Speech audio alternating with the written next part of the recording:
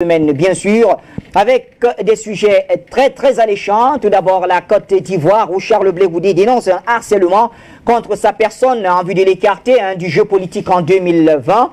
Nous parlons là des accusations du tribunal criminel d'Abidjan, bien sûr. Et on parle d'une Côte d'Ivoire aussi qui tend la main à l'ONU pour superviser le prochain scrutin présidentiel. Comment comprendre cet appel? La CPI, quant à elle, demande tout simplement au gouvernement et aux États de traduire, de l'aider à traduire devant la CPI Saïf al-Islam Kadhafi, le fils de l'ancien dirigeant Muammar Kadhafi. Voilà donc les sujets qui nous intéressent aujourd'hui. Un invité de choix, le président Bandakani est avec nous. Bonsoir, président.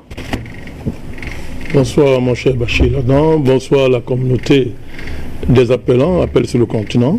Bonsoir aux techniciens d'Afrique Média.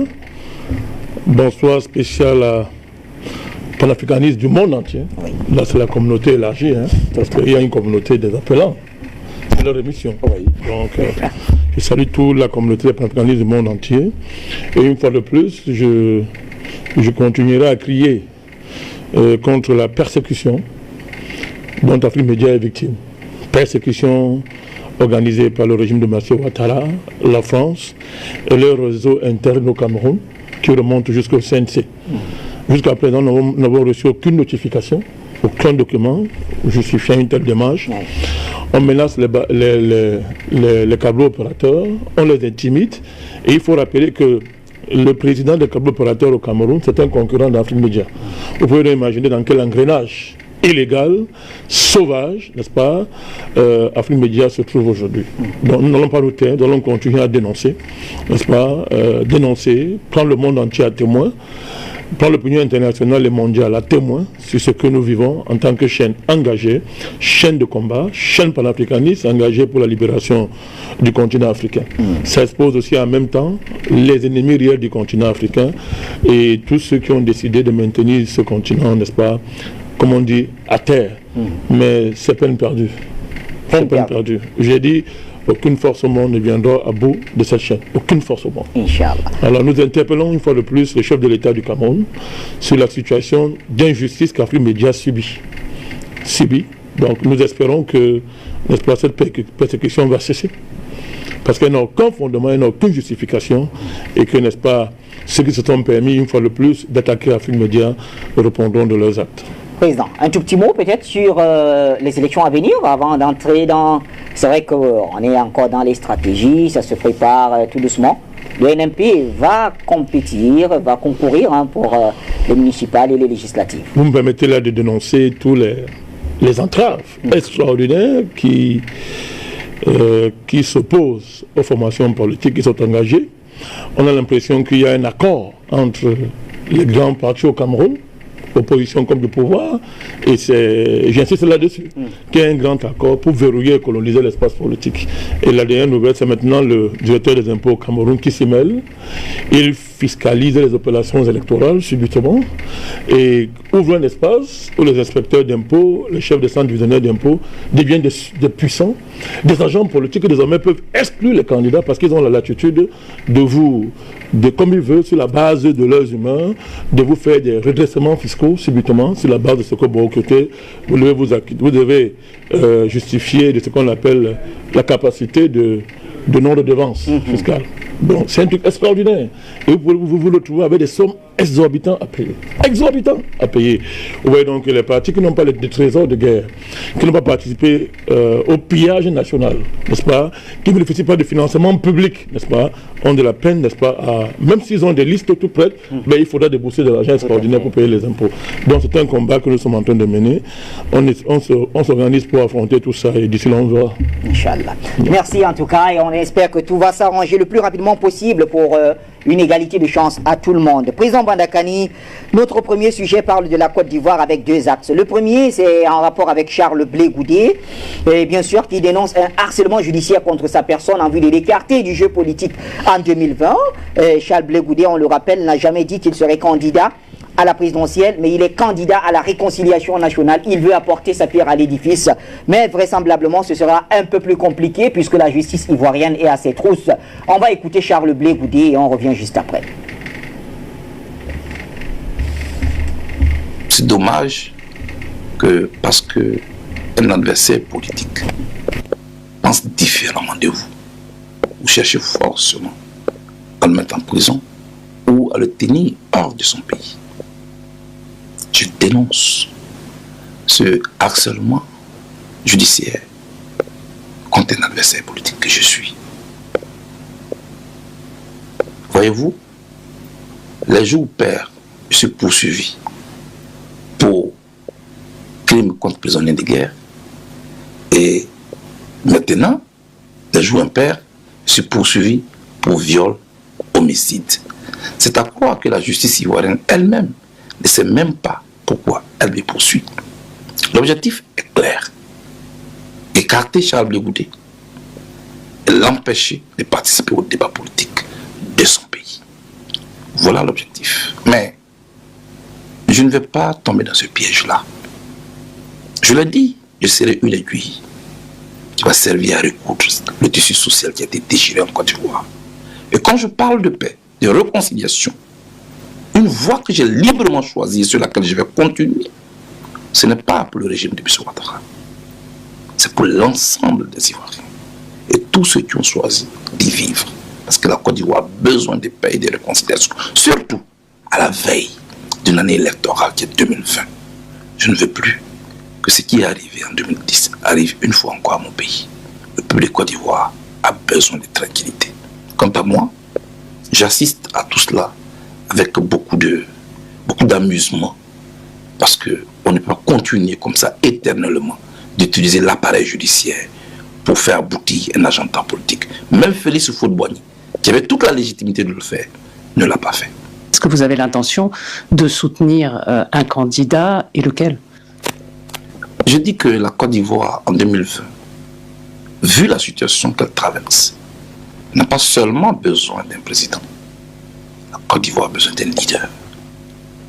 Un homme qui peut rassembler les Ivoiriens de nouveau, qui peut rassurer les Ivoiriens, les amener à oublier les stigmates de la guerre, et non quelqu'un qui rappelle à tout moment les plaies à peine cicatrisées.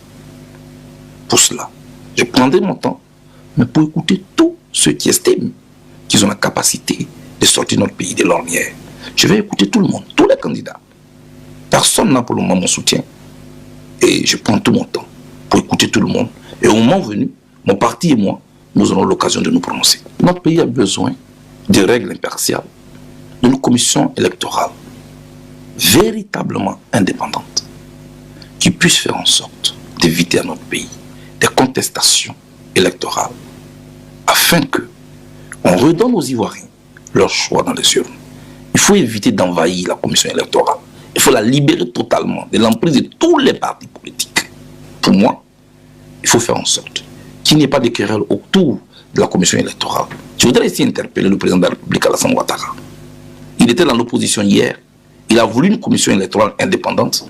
Je suis déçu qu'au moment où il est au pouvoir, il veuille forcément s'accaparer la commission électorale avec des amis à qui on donne des titres de société civile, à qui on donne des titres de représentants de telle ou telle organisation. Non. Il faut redonner au peuple de Côte d'Ivoire son pouvoir de mettre en mission qui veut, sans tricherie. Ce serait bien et ce serait rendre service à la Côte d'Ivoire. Et ce serait tout à l'honneur de M. Ouattara. Merci donc à la réalisation pour cet élément. Président Bandakani, comment vous réagissez à cette sortie du ministre Charles Blé Goudé? C'est une sortie nécessaire au regard de ce qui se passe en Côte d'Ivoire contre sa personne et contre la personne du président Gbagbo. On a l'impression que les autorités ivoiriennes seraient au fait d'un ensemble d'informations, je dis bien seraient, qui peut-être présagent de ce qu'à la Cour pénale internationale, M. Gbagbo et M. Blé Goudé puissent être définitivement acquittés. Puisque les arguments de Mme Bensouda, je l'ai dit, sont nuls et ne reposent sur rien. Ils ne reposent sur rien.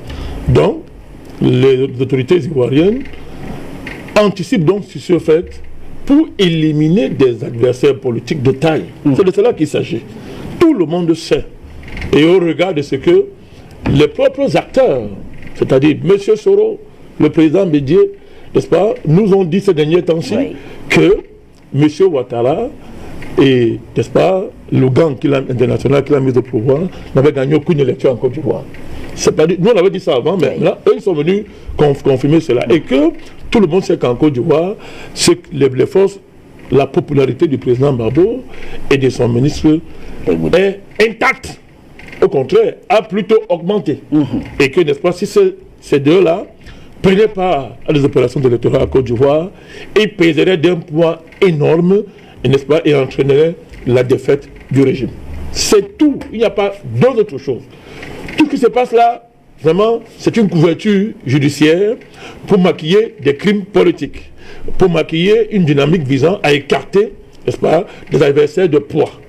Parce que je l'ai dit, le projet qui est en expérimentation en Côte d'Ivoire, Bachir ne l'ont pas cessé de le dire. On n'a pas un problème personnel avec M. Ouattara. Nous l'avons dit. Et j'ai même dit ici une fois que dans les années très passées, il nous a fait rêver. Il nous a fait rêver. C'est le projet qu'il incarne qui est inacceptable pour nous. Inacceptable pour nous. Ce projet, c'est quel? La recolonisation du continent africain. C'est de cela qu'il s'agit. Il est le point de départ. On avait fini un premier cycle dans les années 50, dans les années 40. Les années 40, les années 30, jusqu'aux années 60-70, les pays africains se sont libérés du joug du colonialisme, mon cher Bachir. Par des guerres de libération, par des mouvements puissants de décolonisation. Nous avons imposé aux colons blancs de partir, même s'il est revenu par la fenêtre, en mettant des noirs, n'est-ce pas, au devant, mais c'était le pareil. Vous comprenez? Après Bachir, près de 30, 40, 50 ans d'existence néocoloniale, parlons comme ça, les Occidentaux ont constaté qu'ils n'avaient plus le contrôle total des dynamiques qu'il y avait en cours sur le continent africain. Et il y avait des travaux de grands penseurs, comme les Sami Amin, qui démontraient que les pays africains étaient sur une bonne base et que si ça durait comme ça 50 années de plus, les pays africains s'émanciperaient totalement. Sami Amin. Donc, les Occidentaux, constatant cette dynamique-là, voyant que les États étaient en train de se consolider et que de nouvelles générations émergeaient, et que cette nouvelle génération n'avait pas la culture, les habitudes, n'est-ce pas, qu'avait imposé la colonisation et l'esclavage, ayant constaté aussi qu'il y avait une mutation géopolitique de grande ampleur dans le monde, avec l'émergence des pays comme la Chine, qui était un rival sérieux pour l'Occident. Vous ne citez que la Chine, mais ces pays ont décidé que la survie de l'Occident commandait une recolonisation du continent africain. Et ce programme a été mis en place dès 2007, mon cher Bachir, de façon précise, par les Américains. Alors, M. Ouattara est celui qui a inauguré ce projet. C'est pour ça que moi, nous ne pouvons pas accepter ça, Bachir. On ne peut pas accepter ça. Tout ce qu'on va dire, ça veut ça. C'est-à-dire, il n'y a pas des arguments qu'on peut apporter pour justifier un tel projet aujourd'hui, en plein 21e siècle, mon cher Bachir. Donc, son arrivée au pouvoir est l'incarnation, est le symbole, est la personnalisation de ce projet de colonisation du continent africain. Le plus grave, c'est que ça ne devait pas s'arrêter en Côte d'Ivoire. Ça devait s'arrêter, s'étendre sur toute l'Afrique subsaharienne. Des hommes avaient été sélectionnés dans ce qu'on appelle les Young Leaders, par les Américains. Il y avait des agents comme ça au Cameroun. Monsieur Marafa en était un. Il y en a encore. Il y en a encore. Maintenant, tous ceux qui ont braillé ici, qui nous ont attaqués, n'est-ce pas, à l'élection présidentielle, ils sont où? Qui viennent parler encore? Qu'ils voient, n'est-ce pas, qu'ils voient ce qu'ils ont soutenu. Donc, ce projet-là est un projet qu'on veut généraliser dans tout le continent africain, l'Afrique subsaharienne d'Achille. Nous ne pouvons pas accepter ça. C'est pour ça que nous combattons ce projet. Nous n'avons pas un problème personnel avec le régime de M. Ouattara. Et en Côte d'Ivoire, sans opposer M. Ouattara au président Gbagbo. Maintenant, tout le monde a vu. Vous avez un documentaire ici, M. Bachir a pris maintenant un élément. Je vous ai demandé, j'ai demandé ici si c'était possible, comme ça de temps en temps pour édifier l'opinion africaine. Où tous les éléments, n'est-ce pas, sont contenus pour démontrer de quelle manière M. Ouattara est arrivé au pouvoir. Les complicités de la communauté internationale autoproclamée, les crimes qui ont été opérés, comment l'ONU armait les rebelles, comment tout, on a dit, l'élément est là, il faut le présenter. Donc le débat à ce niveau ne se pose même pas. Gbagbo s'est opposé à ce projet. Il était déporté il est déporté en plein 21e siècle. Une déportation en plein 21e siècle, dans la suite de ce qu'il avait connu en son temps. Toussaint Louverture et les autres grands États africains qui, en leur temps, avaient déjà été déportés parce qu'ils s'opposaient, n'est-ce pas, à l'impérialisme occidental, à la cruauté occidentale.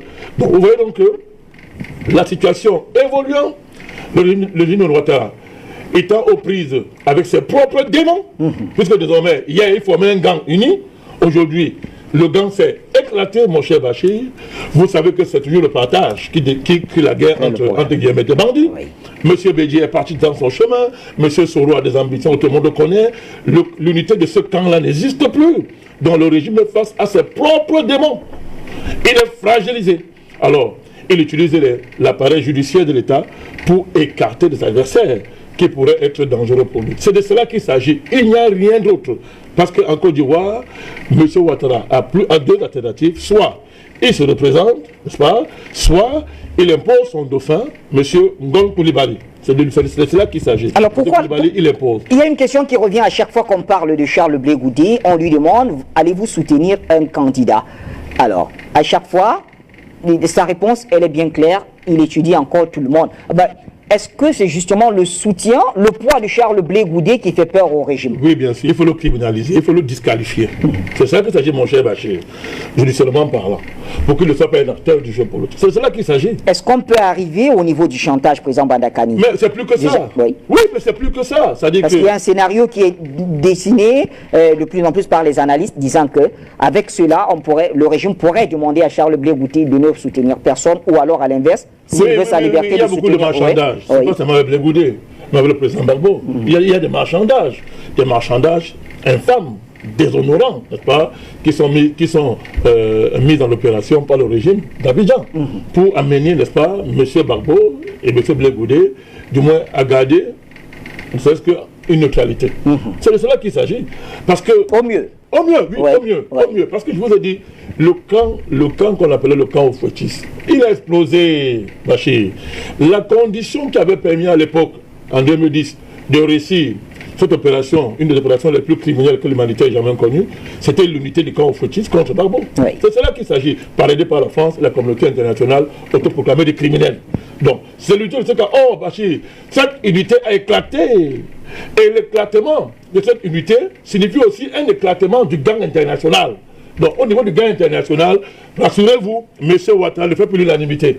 C'est-à-dire le gang international, il est éclaté. Les évolutions faisant, il y a un éclatement. D'ailleurs, vous n'avez qu'à voir la CPI. Comme vous voyez la frontière qu'il y a désormais entre Mme Bensouda et certains juges, c'est pas le fait de hasard, ça traduit une frontière politique au sein du gang international qui n'a pas la même lecture de la situation en Côte d'Ivoire. Il faut bien comprendre ça. Donc, c'est l'unité de ce camp-là ayant explosé, donc, le régime panique et sait très bien que l'arbitre de l'élection, à défaut d'être présent eux-mêmes, c'est-à-dire sur le terrain de l'élection, les arbitres, c'est le président Gbagbo, figure morale incontestable aujourd'hui en Côte d'Ivoire, et le ministre Charles Blé Goudé. Ils seront des arbitres importants. Ils vont peser. D'où donc le mécanisme de chantage, n'est-ce pas, qu'on met en place, en maquillant ça, n'est-ce pas, en maquillant ça d'un vêtement judiciaire qui ne trompe personne, n'est-ce pas, parce qu'on a la justice des vainqueurs contre les vaincus, c'est connu, pour rester poli. La CPI a échoué, c'est lamentable. Maintenant, on veut nous inventer, n'est-ce pas, des procès en Côte d'Ivoire. Ça fait rire. Que dire du désistement, président Bandakani, des avocats de Charles Blé Goudé le jour du procès, quand ils constatent, en tout cas, et selon eux, ils ont d'ailleurs donné une conférence de presse là-dessus, où ils expliquaient que tout était fait pour que M. Blé Goudé soit condamné. Il y a un précédent, Bachir, le président, le vice-président du PDCI. Oui. Mais vous voulez, on parle de quoi? C'est-à-dire, comme c'est un régime qui a pour moteur le crime, c'est-à-dire, ça veut dire quoi? Ça veut dire que il accède au pouvoir comment? Comment est-ce qu'il noue ses alliances, mon cher Bachir? Comment il organise son succès au pouvoir? Qui le parraine? Donc chaque fois qu'on l'a fait, c'est que ça marche. On pense que c'est la norme. Monsieur Ouattara, le président Ouattara, il ne peut plus s'arrêter. Parce que la pratique qu'il a conduit au pouvoir lui a fait croire que c'est comme ça qu'on fait la politique. Et ça marche comme ça. Vous savez ce qui a été monté autour du vice-président du PDCI, sans aucune honte, hein, sans aucune honte. Moi, je n'ai pas parlé, n'est-ce pas, de M. Soro. Il n'est victime de rien du tout. Non, il est victime de personne, ce monsieur. Donc, ce n'est pas... Donc, c'est la même chose qu'on recommence à Blé Goudé. On nous invente des crimes, on dit que non, ça n'a rien à voir avec la période couverte par la CPI. C'est une période qui va de 2010 à 2011, avec des choses, actes de torture, homicide volontaire, viol, traitements inhumains, atteinte à l'intégrité physique, assassinat, attentat à la pudeur, commis dans les barrages d'autodéfense dans le courant de l'année 2010 et 2011, et la complicité de ces crimes commis par lui-même ou ses partisans. Voilà ce qu'on dit. Ouais. Il n'y a aucun crime là. Hein. Disons des mots. C'est-à-dire qu'il n'y a aucun crime. Ce sont des mots, n'est-ce pas? Et vous croyez que Bachir, vraiment, vous savez que vous croyez que si ça existait, Mme Bensouda allait se priver de ça contre Blé Goudé? Vous voyez que Mme Bessou devait dire que, bon, ok, il y a des preuves. Bon, autrement dit, monsieur le régime d'Abidjan est de nous faire croire que, n'est-ce pas, il y a des faits, que Madame la CPI était au courant. On a gardé ça. Oui. On a gardé au frigo pour sortir ça au cas où, n'est-ce pas, à la CPI, ça ne marcherait pas, alors on va sortir ça au frigo. Oh, Bachir, c'est tout sauf du droit, c'est du n'importe quoi. Parce que les faits dont on parle là, mon cher Bachir, les faits qui sont incriminés ici, n'est-ce pas, dans cette opération politicienne visant à écarter M. Blé Goudé et le président Babo du jeu politique, mais c'est criminel. Vous croyez que vraiment que ça existait? Je répète, la CPI allait se priver de mobiliser cela dans le cadre de l'accusation pour confondre, n'est-ce pas, les accusés? Non, mon cher Bachir, non. C'est du n'importe quoi, c'est une mascarade, c'est du n'importe quoi. On ne va pas se taire. Et les démocrates du monde entier, donneurs de leçons, les Washington, la France, les États-Unis, l'Union européenne, qui sont tout prêts à aller ouvrir les marmites ailleurs, n'est-ce pas, pour faire leur marchandage honteux là, leur marchandage sans honneur. Ils ne voient pas ça. Là, ce n'est pas un procès politique. Là, c'est un procès juridique. Je reviens à vous, président Bandakani. Tout ça, Bachir, tout ça, Bachir, renseigne sur ce que vous appelez communauté internationale. Moi, j'appelle c'est une communauté internationale de criminels. C'est de la criminalité internationale, ce n'est pas de la communauté internationale. Très bien. Merci, président Bandakani. Alors, le standard, on m'a donné un nom. Il y a des gens déjà au bout du fil. Mais je ne vous reçois pas très bien au niveau de l'oreillette, s'il vous plaît. Donc, allô, bonsoir.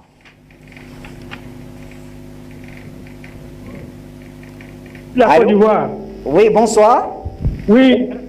Parce que tu sais, moi je n'ai jamais été d'accord avec Bandakani pour ses prises de position sur la Côte d'Ivoire.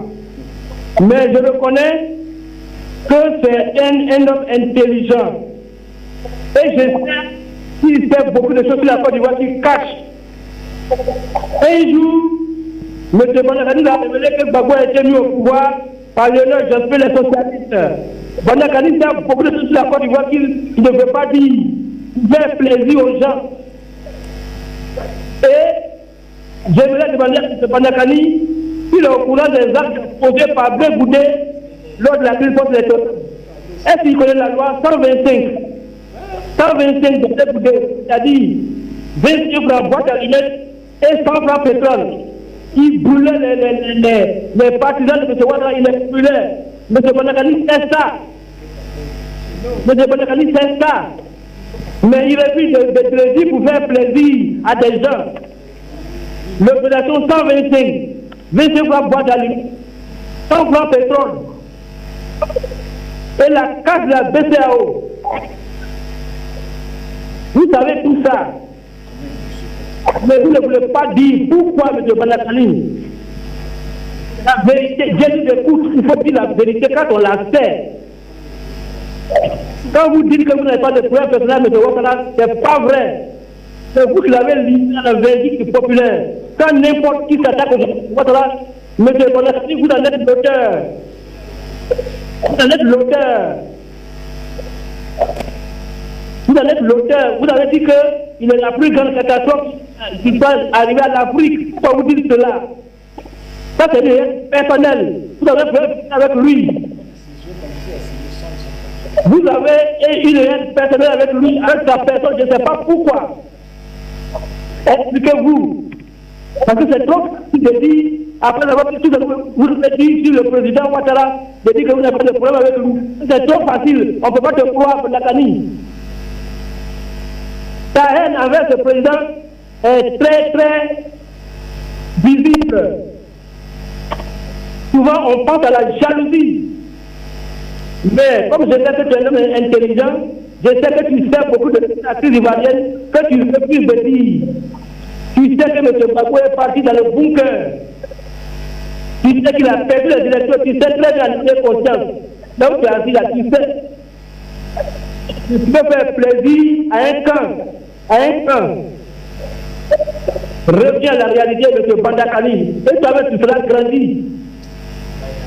Voilà ce que je voulais te dire. Merci. M. Barak, pour votre contribution depuis la Côte d'Ivoire. M. Bandakani aura le temps de répondre, s'il y a à répondre. Hein. Nous restons au téléphone avec quelqu'un d'autre. Allô, bonsoir. La Céline de la Côte d'Ivoire. La Céline. Allô? Madame. Bonsoir Bachir. Bonsoir Bachir. Bonsoir mon président Batakani. Ce monsieur-là, je ne sais pas à quoi il pense, mais c'est un fou. Excusez-moi de ce ça ne m'engage moi seul. C'est un fou. Président Batakani, ne l'écoutez pas. C'est un fou. Il est duré de bon. Il ne connaît pas la Côte d'Ivoire. Il dit n'importe quoi. Chassez-le. Bachir, quand des gens comme ça parlent là, ne les écoutez pas parce que je ne veux pas qu'on insulte mon président. Président Banakani, c'est lui qui parle comme ça. Celui qui vient de parler là, comme la Côte d'Ivoire, mais c'est un fou. C'est un fou. C'est un fou type. Il veut parler de bateau. Dans la famille, il est qui? Vraiment, il est qui? On ne peut pas parler de lui. Il sait ce qui se passe en Côte d'Ivoire. Nous ne mangeons pas. Nous avons des problèmes en Côte d'Ivoire. Nous souffrons. Ce monsieur qui vient de parler en alien a dit qu'il aime sa gueule. Qu'il aime sa gueule, il a dit. Il connaît la Côte d'Ivoire, il connaît le problème du président là-bas. Mais s'il prend la table et qu'il ramène chez lui, à la maison, mais dans son pays, dans son village, ça veut dire quoi ça? Cette personne, c'est malheureux là, qui pense n'importe quoi. Il dit n'importe quoi. Franchement, je suis énervé. Président Batakani, ne l'écoutez pas. Vous connaissez bien la Côte d'Ivoire. Vous savez ce qui se passe en Côte d'Ivoire. Même si vous n'êtes pas ici, nous qui vivons ici, nous avons des problèmes. Nous avons de sérieux problèmes. Quel est ce monsieur qui vient de parler de Draman? Draman est qui? On ne peut pas parler de lui. Il est qui? C'est un seul qui passe sur lui au Burkina pour être président de la République. On n'a pas besoin de lui en Côte d'Ivoire. Président Batakani, merci pour tout ce que vous venez de dire. Continuez votre combat. Franchement, Bachir, un grand journaliste Bachir, je vous remercie ce soir. Merci. Votre contribution, toujours au téléphone, c'est l'émission des téléspectateurs, vous le savez. Voilà, Jean nous appelle. Bonsoir Jean, je crois que c'est depuis les États-Unis.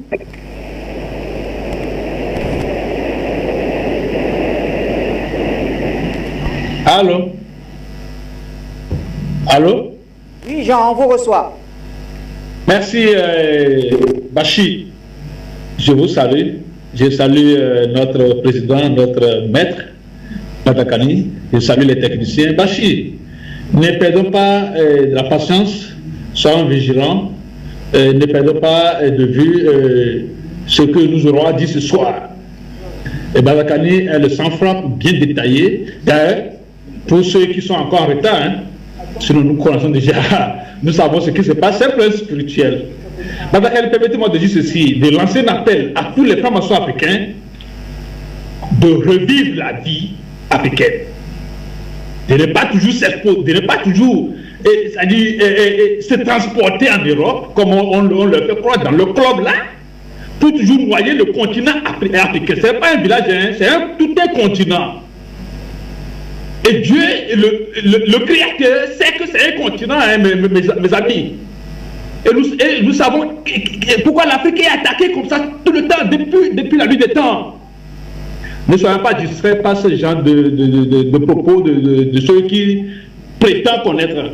Alors, concernant le sujet réellement aujourd'hui, Bachir, tout le monde le sait. Et cette cour qu'on appelle CPI et les cours qui sont en Côte d'Ivoire et autres, c'est des choses qui n'ont pas de sens, qui n'accompagnent pas la raison humaine. Non. C'est des gens qui se sont... C'est ça aujourd'hui le monde dans lequel nous vivons. Et ça va s'éclater, hein. N'ayez pas peur, ça va s'éclater. Parce que ça ne va pas continuer. Les attaques qui sont perpétrées contre Afrique Média, oui, c'est le groupe, c'est le groupe de francs-maçons. Je vous le dis clairement. C'est eux. Mais ils sont vaincus. Bachir, nous le proclamons haut et fort, ils sont vaincus avec le sang des Africains qu'ils ont versé depuis la nuit des temps, ils sont vaincus. On va le faire boire ce sang-là. Ils vont se taire, on va le fermer la gueule. Alors continuez l'éducation qu'il faut aux jeunes Africains pour qu'ils sachent ce qu'ils auront appelé les loups qu'ils ont devant et qu'ils se transforment en agneaux pour donner des leçons et ses consorts. Ne les regardons pas. Regardez l'acharnement contre Béboudé et encore l'acharnement contre le fils de Kadhafi. Quel sens ça? Dans le sens normal des choses. Est-ce que c'est ceux-là qui seront poursuivis dans la justice? Hein? On ne va pas dire justice divine, mais des humains intelligents. Mais pourtant, ils continuent allègrement de faire croire que c'est... Mais ça va changer, n'ayez pas peur. Nous sommes en combat, nous avons la victoire, ne soyez pas intimidés, du courage, la lutte continue. Sakpono depuis les États-Unis. Au téléphone toujours, un autre appelant. Allô, bonsoir. Allô? Allô? Oui, allô, bonsoir. Bonsoir. Je peux intervenir? Vous êtes en direct. Quel est votre nom? John, j'appelle des États-Unis. D'accord, monsieur John. On vous écoute depuis les États-Unis. Donc, vous avez la parole. Bonsoir l'Afrique, bonsoir le Cameroun, bonsoir particulièrement président Banakani. Je vais intervenir un peu sur les deux sujets là. Mais d'abord, je vais ouvrir une parenthèse. Il y a un adage qui dit répondre au coup des pieds d'un âne, c'est se mettre à son niveau. Monsieur Banakani, vraiment, je vous présente des excuses pour ce que ce Lascar se faisant ivoirien a eu à dire à votre égard. C'est pas la peine de vous intéresser à ce qu'il a eu à dire, parce qu'il n'est pas intelligent, il n'est pas très intelligent, c'est un gars qui est idiot. Bon bref, pour ce qui se passe, ce qui se passe à la CPI, ou bien pour la recolonisation, vous voyez, j'ai toujours dit sur ce plateau que les Africains, je ne comprends pas, il y a certains Africains qui sont prêts à vendre leur peuple pour que le blanc mange. Vous voyez, on parle de recolonisation et on indexe un individu qui est Dramane Ouattara. On parle de ça tous les jours sur les médias, Afrique Média. Mais je ne comprends pas, il y a certaines personnes qui le défendent. C'est un espiègle, ce gars-là, il est prêt à nous faire tuer pour le blanc. Alors, qui veut être recolonisé? Personne d'entre nous ne veut être recolonisé. Aujourd'hui, on sait ce qui se passe dans le monde. Vous allez accepter d'être recolonisé par un seul individu avec ses compagnons blancs pour venir vous exterminer, vous approprier de vos biens et puis vous mettre encore dans les cages. Et on parle de ça. Non, il y a certaines personnes qui le défendent partout. Comme les baraques, les idiots comme ça, des Michel, des soi-disant Michel. Vous voyez? Mais c'est dommage, je ne comprends pas quoi. Au XXIe siècle, M. Banakani, un intellectuel, il est assis, il est en train de vous enseigner. Vous ne cherchez pas à comprendre. Vous ne voulez pas comprendre, mais vous êtes bête. Ça va pas dans votre tête là, c'est pipi qui est dedans. Mais écoutez, vous exagérez, on veut avancer. Il y a un individu qui nous emmerde. Qu'est-ce qu'on doit faire de ce gars? Mais il faut s'en débarrasser. Et on doit s'organiser pour s'en débarrasser de ce gars. Sinon, il va se concocter les blancs pour nous exterminer. Que tu sois ivoirien, congolais, whatever. Les blancs ont mis là pour nous sacrifier. Alors, écoutez, on va mettre la politique à côté, et puis même s'organiser, rentrer dans les bois sacrés, et puis chercher à se débarrasser du gars. Sinon, ce n'est pas la peine. Maintenant, je parle un peu de nos frères camerounais. Vous aussi, on a mis cette radio-là, cette télévision, pour nous édifier. Mais vous n'avez pas saboté ça. Mais les Africains, je ne comprends pas, quoi. Vous n'avez pas saboté ça. Mettons-nous ensemble. Pour une fois au moins, mettons-nous ensemble. On vous donne l'argent, dépensez cet argent, mais ne sabotez pas vos frères, ne les tuez pas. Écoutez, arrêtez un peu ça, mes frères africains. Bon, j'en ai fini. Merci, Banakani. Surtout, ne vous occupez pas de ce Lascar. Oubliez-le. C'est même pas la peine d'intervenir. On va intervenir pour vous. Nous sommes là pour vous défendre. Parce qu'on aime Afrique Média, on aime les bâchis autres qui nous édifient. Sur le reste, on s'en fout de ces gens-là. À des mots durs. Restons dans le débat. On vous comprend. On sait que vous avez tellement envie de dire votre part de vérité et de défendre bien sûr les arguments présentés ici par le président Bandakani. Mais on va rester très courtois, je vous en prie, c'est le débat. Alors on me fait savoir que Barak revient, on va le reprendre. Barak, vous avez la parole. Oui. Oui, monsieur Bachi. Ouais, c'est maintenant moi j'appelle. Sinon, c'est pas moi j'avais appelé le premier. Donc, c'est maintenant j'appelle. Maintenant, je vais dire à Bandakani bonsoir. Et toi aussi, je te dis bonsoir. C'est vrai que tout ce que Bandakani dit, bon, des fois aussi, il veut parler aussi pour faire plaisir aussi à certaines personnes. Sinon, c'est pas tout ce qu'il dit qui est vrai. Nous sommes en Côte d'Ivoire ici, nous savons ce qui se passe en Côte d'Ivoire ici. Si vous voyez, l'opinion nationale et internationale ne peut rien dire. Parce que M. Gbagbo et Blé Goudé ont montré leur vrai visage. On ne peut pas cacher. Comme on ne peut pas cacher le soleil avec la main.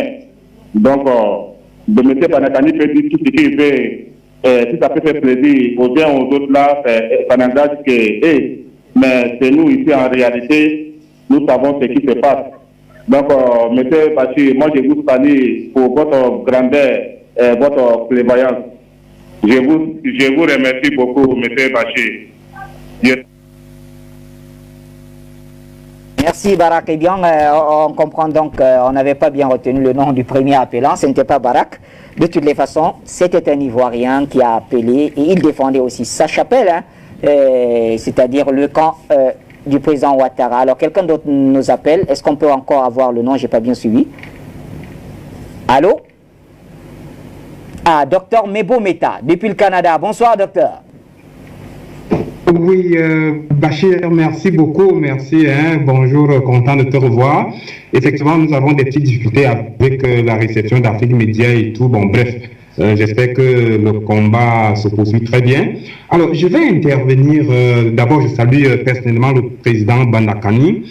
Mon intervention, n'est-ce pas, dans la perspective justement de ce combat panafricaniste pour lequel je voudrais prier, bon, si je peux parler comme ça, Kadhafi, dans sa tombe aujourd'hui, d'envoyer comme ça un souffle, quoi, je dirais physique, intellectuel, stratégique, tactique, même spirituel, vraiment, au président Bandakani, pour vraiment mener à bien porter ce combat-là et que vraiment il attise, n'est-ce pas, l'échelle locale par rapport à son mouvement NMP pour pouvoir, n'est-ce pas, aller à ces élections-là dont le code électoral est plus ou moins bon. Bref, on se comprend. Alors, je vais essayer de faire une petite lecture qui dépasse un peu les seules frontières, n'est-ce pas, de Blé Goudé, de la Côte d'Ivoire. Effectivement, lorsqu'on parle d'un pays africain, j'aime toujours prendre ce prétexte-là pour inscrire, n'est-ce pas, ma lecture dans un contexte beaucoup plus global, lequel global, n'est-ce pas, influence toujours, a toujours une pression sur notre cher continent africain, et si confronté, n'est-ce pas, à ces contraintes locales-là, à ces contraintes locales. La thèse que j'aime toujours fixer, n'est-ce pas, c'est celle vraiment de dire que l'Afrique, n'est-ce pas, aux Africains, par les Africains, pour les Africains, avec les Africains et en Afrique, voilà. Et comme pour l'Afrique a tout par rapport à cette préoccupation du panafricanisme, de la panafricanisation, de la panafricanité, qui doit se décliner à notre développement, le développement du continent. Alors, face à tout ça, vraiment, président Bandakani, vous avez tout mon soutien. Bon, là, par rapport à ce contexte-là, tout ce que vous dites est très, très vrai, cette programmation de la déstabilisation. Lorsqu'on prend quoi en recherche, on parle d'une méthodologie, n'est-ce pas, de reconstitution historique, chronologique des faits. Et on voit que ce qui se passe dans chaque pays, époque après époque, n'est-ce pas, s'inscrit dans cette trajectoire, cette programmation de déstabilisation-là.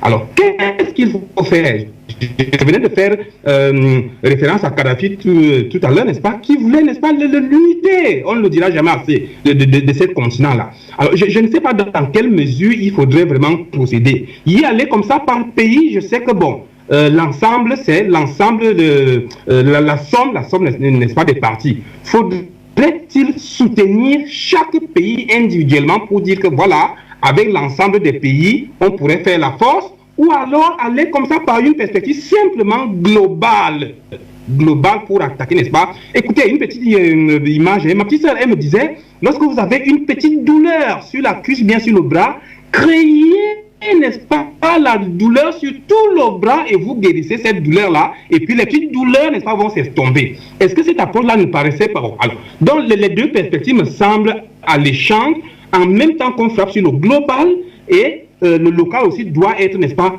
consolidé pour justement faire de la confrontation des deux, nous sort finalement de ceux. Alors, ce qu'on dit de la Côte d'Ivoire aujourd'hui, c'est valable pour tous les autres pays. Alors, Blé Goudé le dit très bien, l'Afrique, la Côte d'Ivoire n'a pas besoin d'un chef, d'un président, mais d'un leader. Alors, Bandakani, vraiment portez-nous ce combat-là, comme vous le faites très bien. J'ai convoqué tout à l'heure Kadhafi, n'est-ce pas, pour essayer de vous envoyer tous ces sous-là dont vous avez besoin.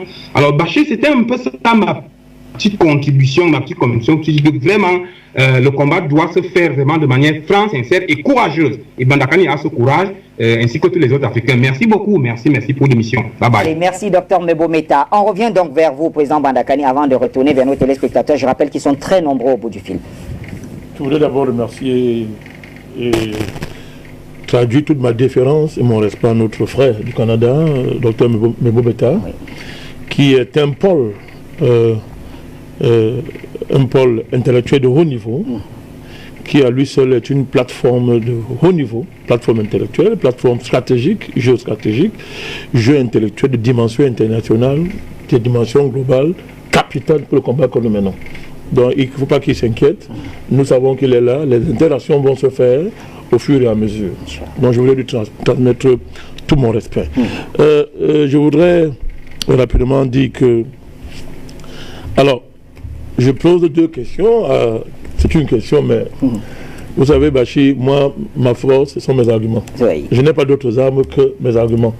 Je n'ai pas de fusil, je n'ai pas de pierre à lancer sur quelqu'un. J'ai des arguments. Très bien. Depuis 8 ans que je suis avec vous, je n'ai que des arguments. Je n'ai jamais demandé ici que les gens descendent dans la rue contre le président Ouattara. Vous êtes chez moi. Je n'ai jamais appelé à une insurrection contre le président Ouattara. Je parle seulement.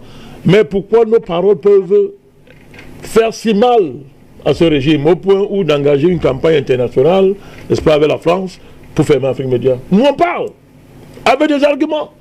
Mais je comprends que la parole est puissante. Elle continuera à être puissante. Bachir, tout à l'heure, je pose une seule question.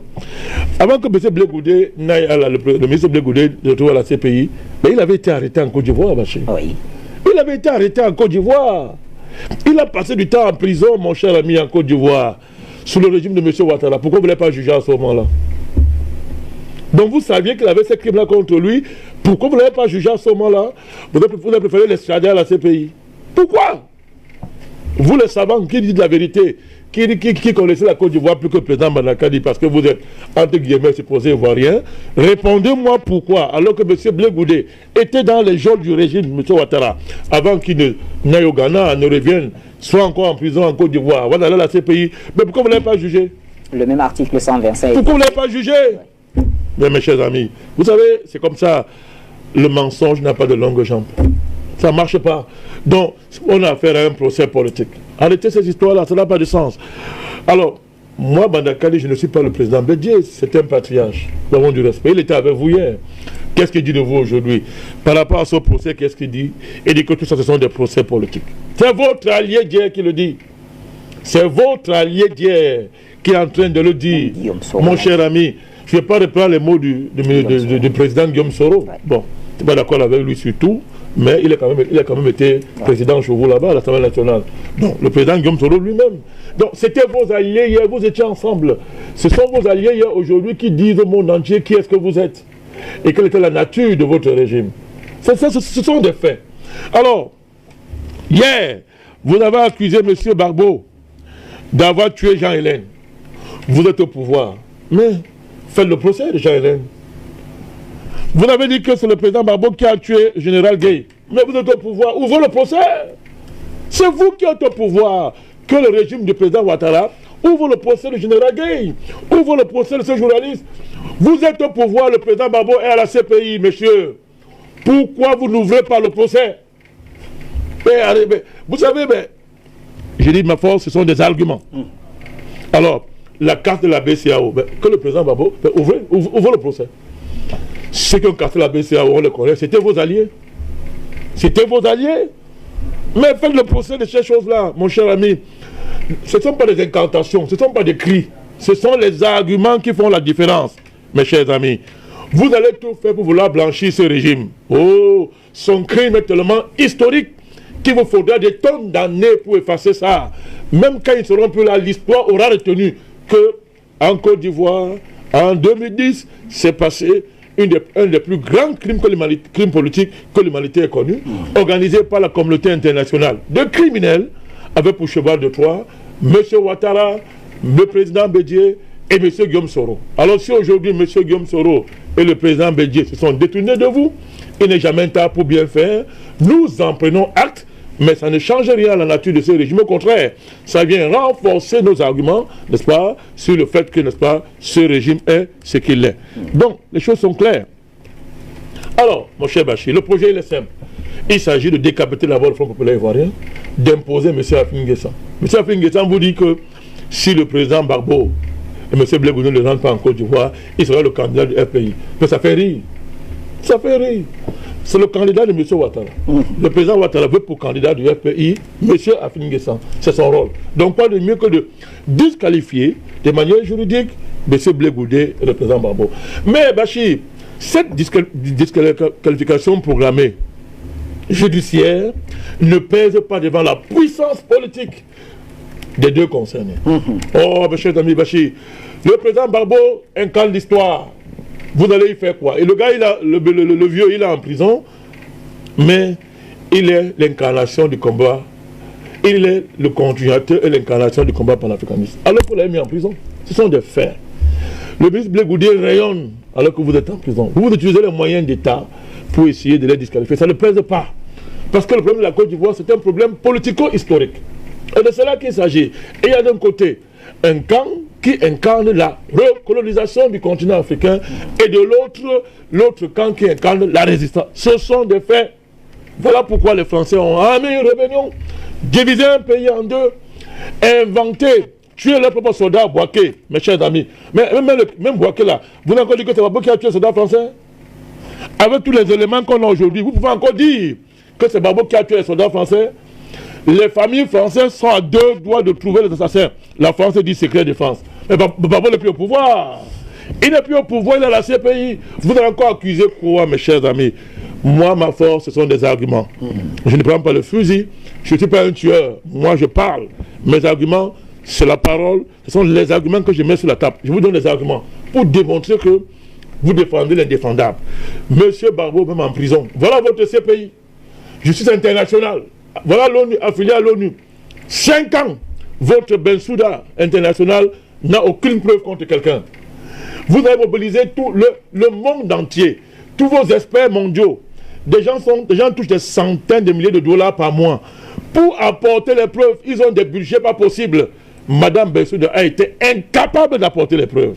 Et les juges lui ont dit, ton dossier est très léger. Pas Bandakani qui le dit, ce sont les juges de la CPI. Mesdames, messieurs, alors M. Ouattara, le président Ouattara, je respecte sa fonction, M. Ouattara, n'est-ce pas, sentant que ces deux peuvent sortir de la CPI à tout moment, préfère les condamner d'avance en Côte d'Ivoire pour les disqualifier du jeu politique. Mais ça ne marche pas, mon cher Bachir. Le droit, Bachir, les lois n'ont jamais été capables de s'opposer à une dynamique qui incarne l'histoire. Jamais les lois n'ont jamais été capables de s'opposer à une dynamique qui incarne l'histoire. Vous ne pouvez pas. Voilà ces pays qui à terre. Le gang international, après avoir par la violence installé leur cheval de Troie au pouvoir, n'est-ce pas, fait face à une honte mondiale. Bachir, c'est moi et vous qui avons créé la CPI. C'est moi et vous. C'est moi et vous qui avons dit de créer ce machin-là. Mais ils ont mis sur pied un instrument. Ils lui ont donné les moyens. Ils lui ont donné la couverture et l'apparence de crédibilité internationale. Mais ce n'est pas vous et moi qui leur avons dit de faire ça. Voilà la CPI, le monde entier regarde. La honte, l'abjection, la honte la plus élevée que le monde... La honte, voilà la CPI que le monde entier regarde. Mais Barbeau, le président Barbeau, la CPI, M. Blé Goudé, ils n'ont pas le fusil, Bachir. Ils n'ont que leur parole. Madame Bensouda a les moyens internationaux, Bachir. Elle a les moyens internationaux pour apporter les preuves de ces affirmations. Rien. Pendant 5 ans, rien. Pourquoi? Il n'y a rien. Et s'il n'y a rien à la CPI, il n'y a rien en Côte d'Ivoire, mes chers amis. Parce que la CPI, c'est le régime d'Abidjan. Ce sont les mêmes gens. S'il n'y a rien à la CPI, vous n'allez rien inventer en Côte d'Ivoire. L'acharnement continue. Pourquoi? Parce que vous avez peur de vos propres démons. Les crimes qui ont été perpétrés contre l'Afrique et contre la Côte d'Ivoire, ce pays que j'aime tant. Et j'ai ce droit, je suis un panafricaniste. Un panafricaniste s'occupe de tous les pays africains, monsieur. J'ai ce droit. Je suis un panafricaniste, c'est ça le panafricanisme. J'aime ce pays, j'aime la Côte d'Ivoire. J'aime la Côte d'Ivoire, je suis ivoirien. Je suis ivoirien, moi, Balakani, je le dis aujourd'hui, je suis ivoirien. Si le président Ouattara est ivoirien, moi je suis ivoirien. Parce que lui, le président Ouattara, il est burkinabé, monsieur. Je le dis et je l'assume. Voilà. Donc, si vous donnez à M. Ouattara le droit d'être ivoirien, si vous donnez à M. Blaise Compaoré le droit d'être ivoirien, au nom de quel doit vous m'empêcher, moi, Balakani, de revendiquer mon ivoirité. Je le revendique parce que je suis un panafricaniste. Ce qui se passe à Babo n'est pas acceptable, mon cher ami.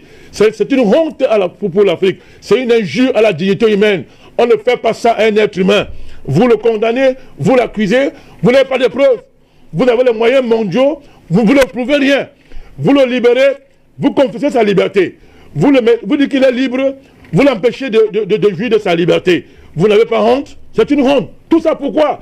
Pour protéger un régime. Un régime qui a trahi l'histoire. Un régime qui vague contre l'histoire. Et l'histoire a toujours été impitoyable contre les pareils régimes. Et vous pouvez même faire 100 ans au pouvoir. Vous en avez fait combien? Comment ça s'est terminé, mon cher ami?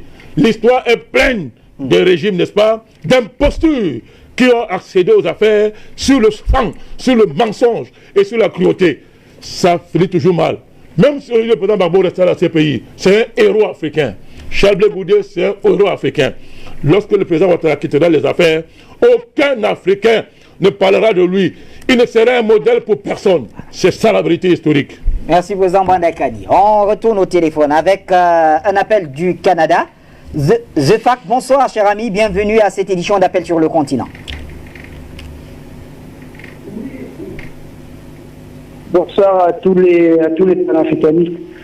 Bonsoir à tous les techniciens. Bonsoir à la maison Afrique Média. Bonsoir appuyé au président Badakani. C'est toujours un plaisir de se délecter. Bonsoir en tout cas à ceux qui sont à la CPI et à ceux pour qui nous avons une pensée. En tout cas, tous les jours qui passent, chaque fois qu'on regarde Afrique Média, même si on avait oublié de penser à eux, ça donne...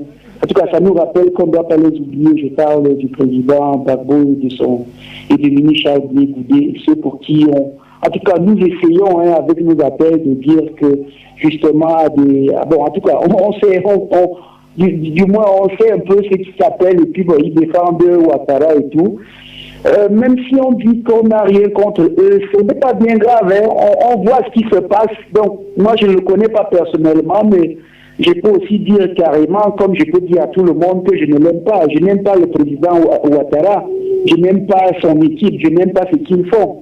Donc, ils savent très bien que c'est juste une mascarade. Alors, quand quelqu'un qui a, on va dire comme ça, le président Badakani, il a cette force-là de parler, de se faire écouter.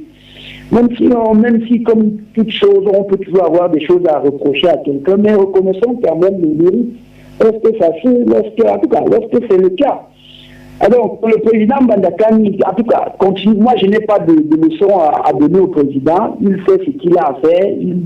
En tout cas, je veux dire, il fait ce qu'il a à faire. Il dit ce qu'il a à dire. Il fait qu'on a besoin de son soutien. Il fait qu'on a besoin qu'il vienne et puis qu'il nous éduque. En tout cas, moi, je parle de moi. Il m'éduque. Donc, quand je comprends, je suis content et ma pensée va vers ceux qui sont à la CPI et je souhaite qu'ils soient libérés pour que la Côte d'Ivoire puisse, reprendre les choses et que les Ivoiriens puissent reprendre les choses en main.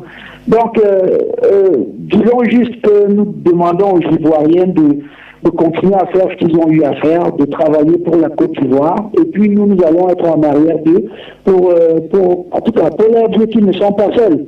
Donc, c'était juste pour donner en tout cas, j'ai dit toujours, je n'ai pas de chapeau, mais pour tirer mon coup de chapeau au président Badakani, et de lui dire qu'il fasse que les gens le regardent. Et à plusieurs reprises, il a dit, il fait que les gens regardent, Afrique Média fait que les Africains regardent Afrique Média, et le jour où les choses changent, vous savez bien qu'on va vous les rappeler. Donc, keep going forward. Allez juste de l'avant et merci pour tout ce que vous faites pour nous. Merci à Afrique Média d'Inscrit pour nous. Bonsoir. Pour l'attribution, toujours au téléphone avec notre appelant. Allô, bonsoir. Jean-Claude, bonsoir, depuis la Belgique. Oui, bonjour, bonjour Bachir, bonsoir Bachir. Merci de me donner la parole. Je voudrais saluer comme ça le président Banakani et saluer le Standard et bon, voilà, saluer aussi le peuple camerounais. Effectivement, Bachir, en ce qui concerne la thématique, je dirais franchement que moi aussi je suis tellement parfois très surpris de certains déroulements sur le plan surtout de la justice en Côte d'Ivoire, parce que je me pose bien la question de savoir comment est-ce que quelqu'un qui a été extradé à la CPI peut être rejugé sur place en Côte d'Ivoire sur les mêmes causes. Alors ceci démontre tout simplement que c'est un acharnement politique et franchement je n'ai vraiment pas il n'y aurait vraiment pas de raison pour qu'on puisse condamner Blé Goudé en Côte d'Ivoire. Et comme j'ai eu à discuter parfois avec certains amis, surtout mon ami ivoirien, moi je lui ai demandé mais pourquoi est-ce que Blé Goudé aujourd'hui, c'est après peut-être 8 ans à la CPI, qu'on trouve qu'on doit réouvrir un autre cas concernant Blé Goudé en Côte d'Ivoire. Donc c'est tout simplement franchement de la margouille, de la margouille sur le plan de la justice, tout simplement parce qu'on constate que Blé Goudé en Côte d'Ivoire est tellement aimé par le peuple ivoirien et même par le peuple africain. Mais je voudrais aussi dire une chose, et comme je le dis, permettez-moi Bachir, je ne saurais parler sur Afrique Média sans toutefois présenter tout mon soutien total à cette chaîne qui nous édifie, à notre chaîne panafricaine, et surtout que tous ceux qui viennent sur le plateau d'Afrique Média, qu'ils aient une certaine tenue pour pouvoir édifier sincèrement le peuple africain. Qu'on soit ivoirien, qu'on soit camerounais, qu'on soit congolais, quand il s'agit de notre continent, que les prises de position soient impartielles. Ça, je le dis sincèrement. Moi, j'admire beaucoup les prises de position de Bandakani, qui a un très fort soutien, certainement, en Côte d'Ivoire par les pro-Barbeau, qui tire vraiment sur l'administration de Ouattara, mais ce n'est pas la même chose en ce qui concerne le Cameroun. Parce que ce qui se passe en Côte d'Ivoire, la même chose, moi je vais de le dire, la même chose se déroule aussi au Cameroun. Soyons sincères. J'aimerais voir Banakani prendre les prises de position. Moi je l'ai suivi en début d'émission, c'est lamenté déjà de l'administration camerounaise, parce que j'ai suivi, on parlait du directeur des impôts qui demande quelque chose, je ne sais pas trop au parti politique, moi j'ai suivi ça, mais je voudrais qu'il ait les mêmes positions. C'est ce que moi je reproche un peu au président, à M. Banakani. Il n'a pas cette prise de position sur le Cameroun, sur l'administration camerounaise. Les Camerounais souffrent aussi de cette administration, comment dirais-je, qui est comme un escargot où rien ne bouge, tout est foiré. Hein? Moi je voudrais poser la question à Banakani, si qu'on ait une société au Cameroun qu'on appelle ou c'est Alcium Agri. Alcium Agri qui exploite les VA du côté du sud du Cameroun, ou qui achète 100 000 hectares de terrain à 500 francs CFA, ou c'est à 500 euros ou 500 francs CFA l'hectare. C'est des choses qu'il faut aussi dénoncer. Ça, c'est au détriment du peuple camerounais. Sur ce, Bachir, je vais juste m'arrêter là, mais pour dire que les positions du président Banakani vis-à-vis de la Côte d'Ivoire, jusqu'à présent, selon moi, sont des positions cohérentes, parce que moi aussi, je partage ce point de vue aujourd'hui. Et pour sortir, je demande que Dieu bénisse Afrique Média, que cette chaîne continue de nous édifier, et que Dieu bénisse le Cameroun, les Camerounais et l'Afrique. Merci Bachir. Depuis la Belgique, quelqu'un d'autre au téléphone. Allô, bonsoir.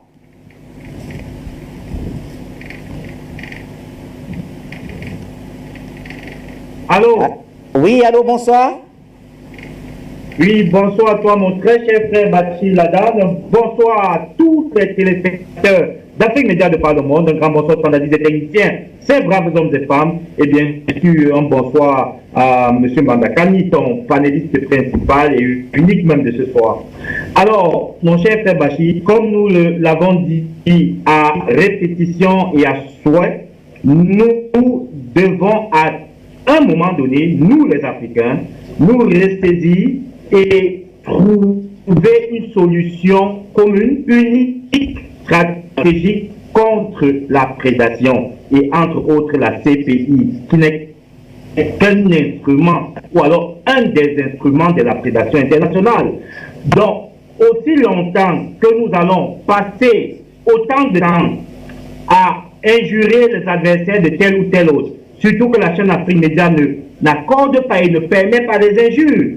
C'est une chaîne d'argumentation et d'argumentaire. Donc moi j'estime que l'énergie qu'on perd à proférer des injures contre un autre citoyen d'Afrique qui soutient un autre camp, c'est regrettable. Surtout quel type de propos, mon cher frère. Donc on n'aimerait plus écouter de telles choses vraiment sur notre chaîne. Parce que cette chaîne est très respectée, elle est très très respectueuse effectivement de la morale. Alors mon cher frère, je dirais simplement par rapport à la Côte d'Ivoire, comme je vous l'ai dit, la stratégie de la France via M. Ouattara, ne vous l'aurez pas, c'est qu'ils n'ont pas lâché Ouattara. Je pourrais croire à quelqu'un qui me dit que Ouattara a été lâché par ses maîtres français d'abord et américains, si et seulement s'il y a, bon, pas si et seulement si, il faut qu'une condition au moins, minimum, soit réunie. Minimum.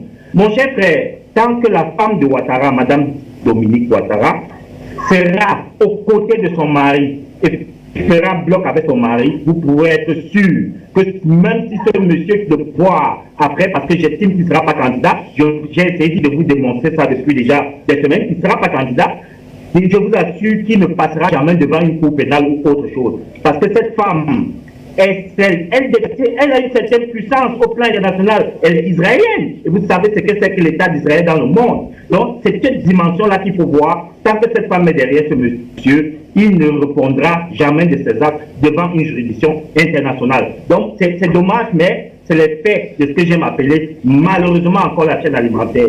Et pour combattre cela, il faut que entre nous les Africains, nous trouvions ensemble, je dis ensemble, des synergies, des stratégies et des solutions adéquates pour mettre à mal cette position-là. Donc, vivement vraiment que le peuple de la Côte d'Ivoire se mette en marche, si les leçons effectivement du passé, se mettent en bloc pour mettre M. Ouattara et le régime hors d'état de nuit. Quand on dit hors d'état de nuit, c'est effectivement par la protestation, c'est par des stratégies qui amènera ce pouvoir à laisser la Côte d'Ivoire en toute quiétude et que ça fasse tache d'huile. C'est important aujourd'hui, dans un monde de célérité, de vitesse, où les adversaires prennent des écarts énormes sur nous, on ne peut pas se permettre d'avoir à la tête de nos États des personnes qui incarnent plutôt l'inertie. Donc, vivement que la Côte d'Ivoire et la jeunesse ivoirienne fassent son job, reprennent sa souveraineté si nécessaire, qu'en Guinée-Conakry, ce soit la même chose, et partout où les chefs d'État ne servent pas leur peuple, que ce soit la même chose. Et vivement que les intellectuels, pour chuter, se mettent à un moment donné, s'asseyent pour produire la littérature géopolitique qui est en fait ce qui reste, parce que les paroles passent, mais les écrits restent. C'est hyper important, je l'ai appris et beaucoup le savent, c'est comme ça que nous devons laisser aux générations à venir des bibliothèques qui permettront de perpétuer le développement des stratégies pour la libération. Mais en continuité, en avant Afrique Média, bon courage. Président Mbandakani, on a, disons, 12 minutes avant la fin de l'émission. Je voudrais quand même qu'on aborde un autre pan de notre débat, toujours sur la Côte d'Ivoire. Il s'agit des élections et les dernières nouvelles, c'est que le régime actuel a tendu la main vers les Nations Unies, demandant à l'ONU de superviser les prochaines élections. Alors, comment faut-il comprendre cela? Avant Bachir d'arriver à ça, permettez-moi de répondre à mon ami Jean-Claude. Quand je respecte quelqu'un, je lui réponds. C'est quelqu'un que je respecte. Je vais lui dire que son comportement intellectuellement n'est pas soutenable, n'est pas sérieux. Si vous décidez de fermer les yeux sur ce que quelqu'un fait, c'est votre problème.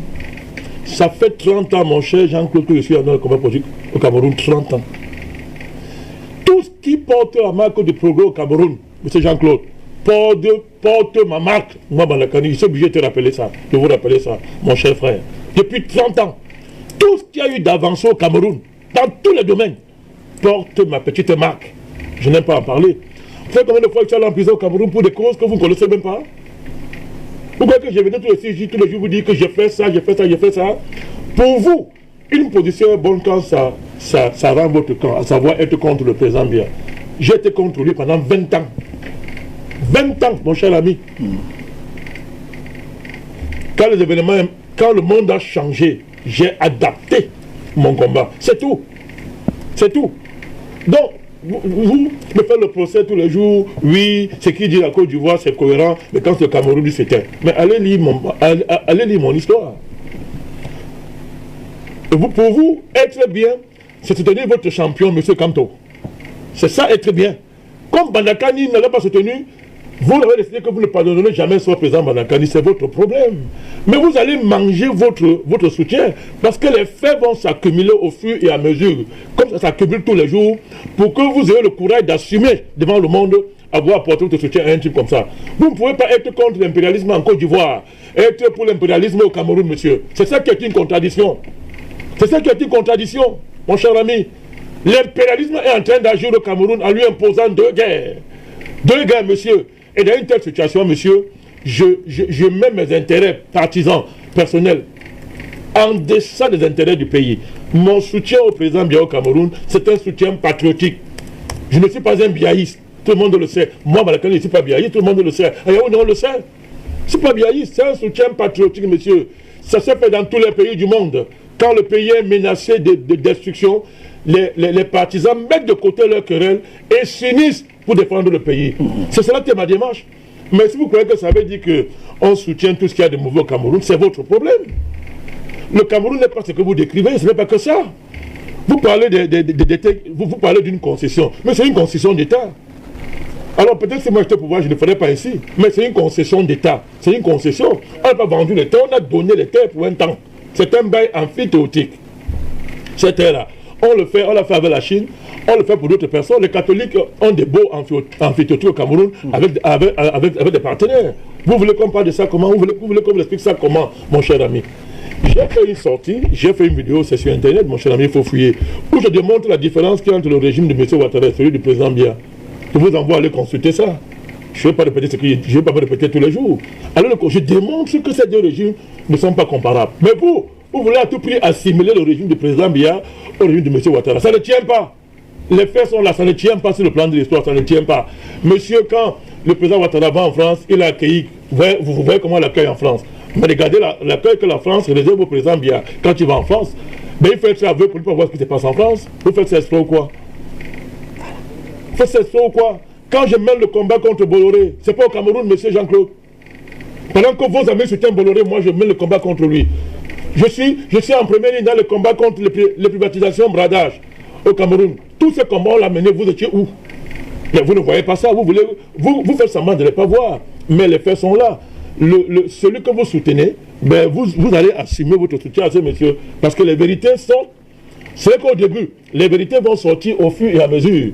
Et vous assumerez devant l'histoire d'avoir soutenu un pareil monsieur qui avait vendu son pays, n'est-ce pas, en signant des pré-contrats avec les Américains. Je parle à Mondovision. Des pré-contrats avec les Américains avant d'arriver au pouvoir. Monsieur Biya ne l'a pas fait, monsieur. Vous voyez, le président Biya, il ne l'a pas fait. Allez signer en plein 21e siècle des pré-contrats avec les Américains pour accéder au pouvoir au Cameroun. C'est une honte. Et il faut être courageux pour assumer ça. N'ayez pas honte, vous allez assumer ce soutien-là, l'histoire vous demandera ça. Non, moi je dis ceci, on ne peut pas être contre l'impérialisme en Côte d'Ivoire et être avec l'impérialisme au Cameroun. Moi je suis contre l'impérialisme partout, monsieur, c'est ma cohérence là-bas. Je suis partout contre l'impérialisme depuis 10 ans que ce combat a commencé, ici. Et maintenant, quand vous nous rejoignez, après avoir même voulu fermer cette chaîne, après avoir insulté la chaîne que vous utilisez aujourd'hui, sans état d'âme, vous voulez nous donner les leçons? Mais quand même, un peu d'humilité, mes chers amis. Un peu d'humilité. Nous n'allons pas rappeler certaines choses quand même. Allez. Donc, c'est clair. Donc, mon cher Jean-Claude, avec tout le respect que j'ai pour toi, je te donne ces faits-là. Je ne veux pas faire des positions pour te faire plaisir. Je prends des positions panafricanistes. Panafricanistes. Un panafricaniste est d'abord contre l'impérialisme, monsieur. Il est contre l'impérialisme partout. Même au point de faire des alliances patriotiques pour sauver son pays. C'est ça ma démarche, mon cher ami. Je ne suis pas biaïste. Je n'ai jamais rien reçu de ce régime. Rien. Au contraire. Mais moi, je ne pleure pas. Je ne suis pas un pleurnichard. Je ne demande rien. J'assume mes positions. Par amour pour mon pays. Alors maintenant, Bachir, pour revenir à votre position, qu'est-ce qu'il faut faire? Ça revient à ce que monsieur Mbobete a souligné tout à l'heure. Pour revenir à votre question d'élection. Mais, mon cher Bachir, l'appel à l'ONU. J'admire le courage de ceux qui jouent comme ça. Mais voilà, M. Ouattara qui demande l'ONU de venir superviser les élections chez lui. Qu'est-ce qui s'est passé en 2010? Chaque fois qu'il est menacé, qui vient à son secours? La communauté internationale autoproclamée. C'est cette ONU qui a supervisé, qui a certifié des élections en Côte d'Ivoire. C'est l'ONU qui a amené les rebelles. Il y a les éléments ici. J'ai demandé à Afrique Média de montrer ces éléments-là. Les éléments sont là. Montrez ces éléments-là, le monde entier va voir. Il y a les preuves, tout le monde sait. C'est l'ONU qui a amené les rebelles en Côte d'Ivoire, mes chers amis. Et M. Ouattara est en train seulement d'appeler ses amis pour qu'on vienne blanchir notre crime qui prépare, à savoir son maintien au pouvoir. C'est d'accord avec tout à l'heure Patrick Mangen qui dit que Ouattara n'est pas lâché. Non, Patrick, on est d'accord là-dessus. On n'a jamais dit, en tout cas moi, je ne pense pas qu'il a été lâché. Mais je donne plusieurs scénarios simplement en Côte d'Ivoire parce qu'il y a d'autres choses. Moi, je ne sais pas. J'ai la morale en politique. Il y a des informations qui concernent le président Ouattara. Quand ça concerne sa vie privée, je n'en parle pas. Donc, et en politique, ça compte. Donc, il y a sur la carte plusieurs scénarios. Oui, plusieurs scénarios.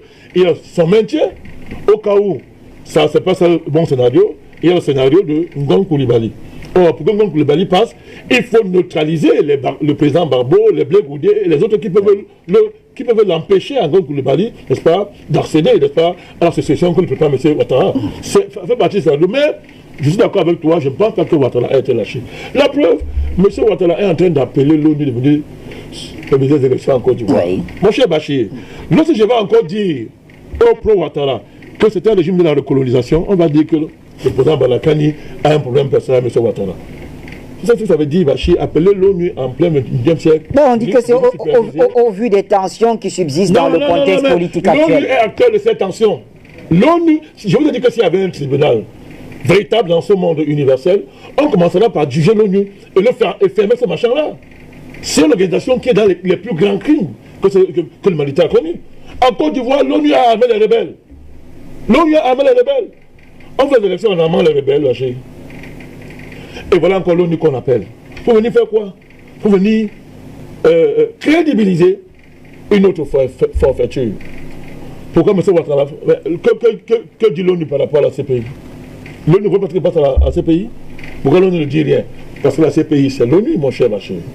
Vous êtes en train de voir que l'ONU a sous-traité à la CPI le crime, l'infamie universelle qu'on est en train de voir à la CPI. C'est l'ONU qui a sous-traité ça à la CPI.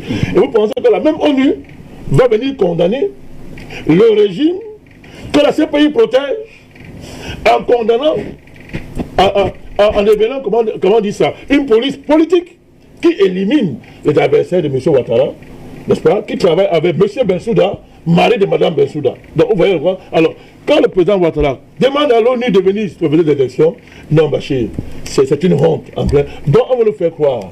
Donc M. Ouattara avoue en mon vision qu'il est incapable de organiser les élections. C'est ce qu'il est en train d'avouer. Et il faut donc appeler l'ONU que vient superviser. Comme si l'ONU est un gage de sérieux électoral. En Afrique, tous les Africains savent qu'une élection où l'ONU est là, c'est pour une élection. Tous les Africains le savent. Les Africains savent ce que l'ONU est en train de faire au Mali. Ce que l'ONU fait en Libye. Ce que l'ONU fait en Centrafrique. Les Africains le savent, mon cher Bachir. Alors, qu'un régime se lève, Bachir, avec toutes ces preuves, demande que l'ONU vienne certifier mes élections. Non, c'est simplement la preuve. Vous avez encore dit quoi? C'est l'enfant chéri de la communauté internationale autoproclamée. Alors, cette communauté internationale, Bachir, le pro-Ouattara, la dénonce quand elle agit au Mali, la dénonce quand elle agit en Centrafrique, quand elle agit en Libye, mais quand elle agit en Côte d'Ivoire, les pro-Ouattara ferment les yeux et soutiennent. Votre président, c'est l'enfant chéri de la communauté internationale autoproclamée. Or, cette communauté internationale autoproclamée est une communauté de criminels. Les faits sont là. Balakani qui le dit, Les faits sont là, mon cher Bachir. Je ne me tairai pas, Bachir. Très bien, Président. Je ne me tairai pas. En tout cas, votre silence nous générait. On aime quand vous parlez. Merci, Président, d'être passé par ici ce jour encore pour la dernière édition